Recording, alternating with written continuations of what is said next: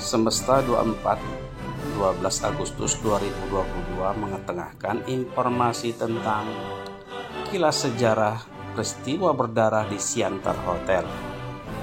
Selain menjadi kota penting era kolonial Belanda dan Jepang, Pematang Siantar juga punya banyak cerita tentang perlawanan pemuda dan laskar-laskar rakyat terhadap Belanda yang ingin kembali berkuasa pasca proklamasi kemerdekaan 17 Agustus 1945.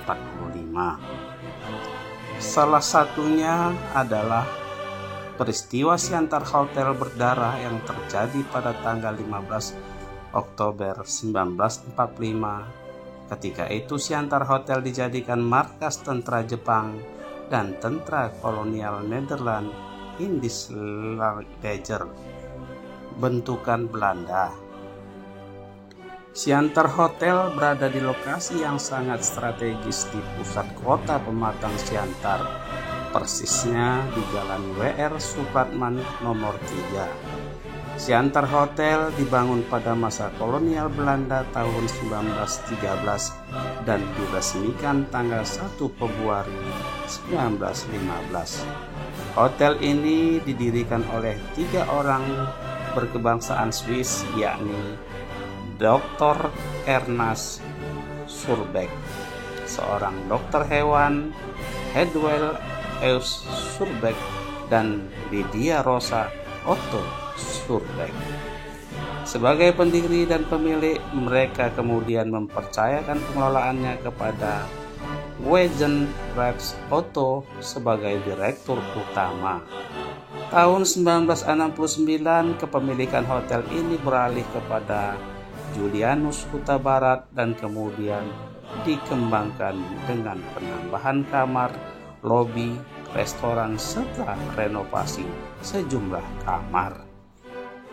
Namun hingga kini bangunan awal menunjukkan bentuk asli masih ada yang tersisa, yakni terdiri dari satu blok kamar yang menghadap ke perbatasan hotel arah stasiun kereta api.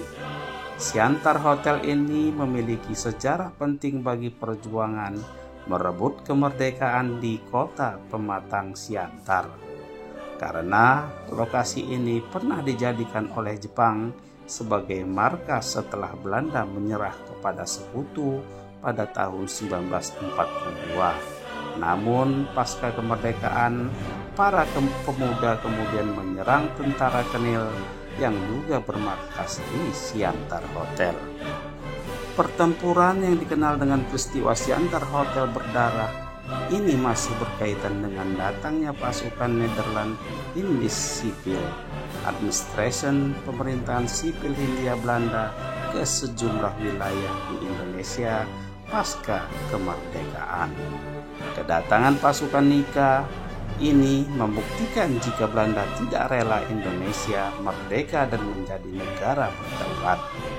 Dengan membonceng pasukan sekutu untuk melucuti tentara Jepang yang kalah dalam Perang Dunia Kedua, tentara Nika ternyata berhasrat mengembalikan pemerintahan kolonial Belanda di Indonesia.